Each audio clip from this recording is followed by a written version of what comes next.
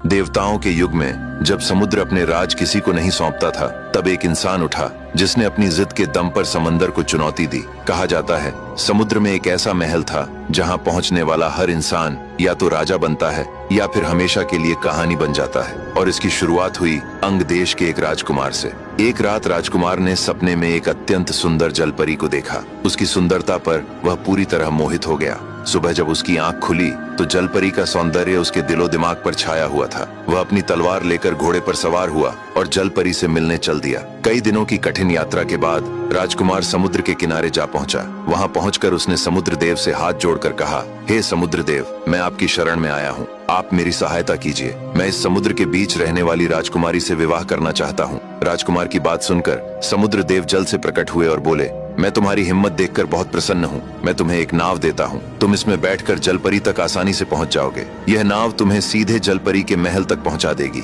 रास्ते में तुम्हें बड़े बड़े सर्प, मगरमच्छ, जहरीले जीव जंतु, राक्षस तथा खतरनाक दरियाई घोड़े मिलेंगे। तुम सबको मारते काटते हुए आगे बढ़ते जाना। समुद्र के बीच पहुंचते ही तुम्हें पानी पर तैरता हुआ एक सुंदर महल दिखाई देगा। महल के बाहर दो विशाल राक्षस पहरा देते मिलेंगे। तुम उनसे छिपकर महल के पिछले रास्ते से अंदर प्रवेश करना। महल के भीतर जलपरी एक पलंग पर सोती हुई मिलेगी। उसके पास पहुंचकर जैसे ही तुम जलपरी को छुओगे, वह उठकर बैठ जाएगी और तुमसे एक सवाल पूछेगी। अगर तुम जलपरी के सवाल का सही जवाब दे दोगे तो वह तुमसे विवाह करने को तैयार हो जाएगी। लेकिन यदि तुम उसका सवाल हल नहीं कर सके तो जलपरी तुम्हें तोता बनाकर अपने महल में हमेशा के लिए कैद कर लेगी। अब आगे की कहानी जानने के लिए देखिए अगला भाग।